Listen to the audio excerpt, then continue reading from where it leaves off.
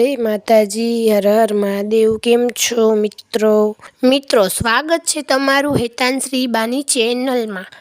જય માતાજી, હર હર મહાદેવ. કેમ છો બધા? મજામાં? ભગવાન શંકરે એક શ્રાપના કારણે કાપ્યું હતું ગણપતિનું માથું.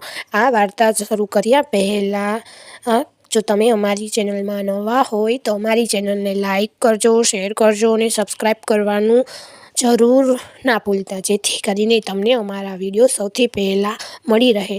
અને આ વિડીયો પૂરો જોજો, કેમ કે અધૂરું જ્ઞાન વિષ સમાન માનવામાં આવે છે. તો ચાલુ કરીએ આપણે કે શંકર ભગવાને ગણપતિનું માથું કેમ કાપ્યું હતું. શંકર ભગવાને એક શ્રાપના કારણે કાપ્યું હતું ગણપતિનું માથું. મહાદેવે આપી હતી એક પિતાને પીડા.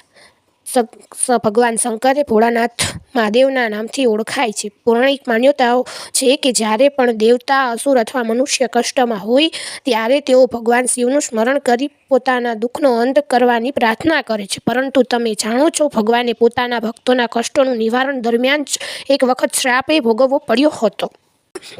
વેદ પુરાણ કથા અનુસાર દેવી પાર્વતીએ કોઈ કાર્ય માટે એકાંત ઈચ્છતા હતા તો કૈલાશમાં ઉપસ્થિત ભગવાન શંકરના સેવકોને દ્વાર પર ઊભા રાખીને કોઈને અંદર નહીં આવવા દેવાનો નિર્દેશ આપતા હતા. પરંતુ આ સેવકો પોતાના પ્રભુ ભગવાન શિવને ક્યારેય અટકાવતા ન હતા. આ પ્રકારે પોતાની આજ્ઞાની અવહેલના જોઈ દેવી પાર્વતીએ માટીથી એક દ્વારપાલ બનાવ્યો, જે માત્ર તેઓ નિર્દેશોનું પાલન કરે. પરંતુ દેવી પાર્વતીના મમતામય હૃદયના કારણે તે દ્વારપાલ એક શિશુ જેવો દેખાતો હતો, જેથી માતા પાર્વતીએ તેનું નામ વિનાયક રાખીને પુત્ર માની લીધો. જ્યારે પાર્વતી સ્નાન કરવા ગયા તો વિનાયકે દ્વાર પર ઊભો રાખીને કહ્યું કે કોઈને અંદર ના આવવા દે. ધરતી ઉપર થોડી ક્ષણો અગાઉ પ્રગટ થયેલા વિનાયક અન્ય બાબતોથી પરિચિત ન હતા. ભગવાન શંકરને પણ તેઓ ઓળખતા ન હતા. તેથી ભગવાન શિવ દેવી પાર્વતીને મળવા તેમના કક્ષ તરફ ગયા તો વિનાયકે તેઓને અટકાવ્યા અને વારંવાર આગ્રહ કરવા છતાં ભગવાન શંકરને અંદર ના જવા દીધા. આ જોઈ શંકર ભગવાનને અપરિચિત બાળક પર ક્રોધ આવ્યો. તેઓએ બાળકની હઠધર્મિતાના કારણે પોતાના ત્રિશૂળથી સ્વયંના પુત્રનું માથું ધડથી અલગ કરી દીધું. પાર્વતીના ક્રોધ અને વિલાપથી પસ્તાવાથી તેઓ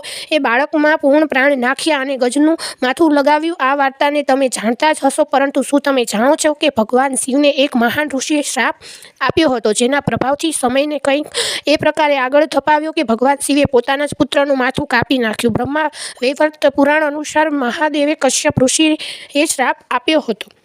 બ્રહ્મા વૈવર્ત પુરાણ અનુસાર માલી સુમાલી નામના બે રાક્ષસો શિવ ભક્ત હતા. એકવાર તેઓ ભગવાન શિવની શરણમાં આવ્યા હતા અને સૂર્યદેવની નિંદા કરવા લાગ્યા. તેઓએ કહ્યું કે પોતાની રાશિમાં સૂર્યના નકારાત્મક પ્રભાવના કારણે તેઓને શારીરિક કષ્ટ ભોગવવું પડે છે. સૂર્યદેવ ઈચ્છે તો તેઓના કષ્ટ ઘટાડી શકે છે. તેઓએ ભગવાન શંકર અને સૂર્યદેવને કષ્ટ નહીં આપવાનું કહ્યું. ભગવાન શંકર સૂર્યદેવને સમજાવવા પહોંચ્યા, પરંતુ સૂર્યદેવે કહ્યું કે માલી અને સુમાલી શિવ ભક્ત ચોક્કસથી છે, પરંતુ તેઓ ક્રૂર રાક્ષસ છે અને તેઓને પોતાના કર્મોનું ફળ મળી રહ્યું છે. નિયમ અનુસાર તેઓ તમામ રાશિઓમાં ગોચર કરી રહ્યા છે, તેથી માલી સુમાલી પર વિશેષ કૃપા નહીં કરી શકે. સૂર્યદેવના શબ્દો અહંકારથી ભરેલા હતા. આ સાંભળીને શિવજીને ક્રોધ આવ્યો અને તેઓએ સૂર્યદેવ પર ત્રિશૂળનો પ્રહાર કર્યો. ત્રિશૂળના પ્રહારથી સૂર્યદેવનું માથું કપાઈને નીચે પડ્યું. તેઓના પ્રાણ ત્યાગતા જ ધરતી અંધકારમય થઈ ગઈ.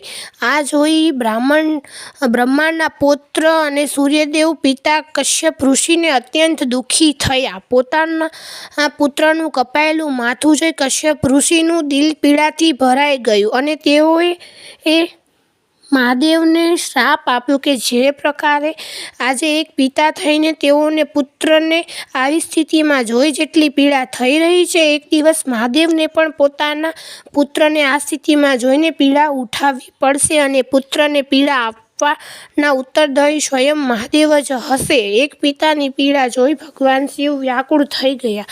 તમામ દેવતાઓએ પણ ભગવાન શિવને પ્રાર્થના કરી કે સૂર્યદેવ વગર આખી ધરતી અંધકારમય થઈ જશે અને પૃથ્વી પર જીવન સંભવ નહીં બને. આ સાંભળીને શિવજીને સૂર્યદેવના શીતળ પડી ગયેલા તેજને જીવિત કરી દીધું.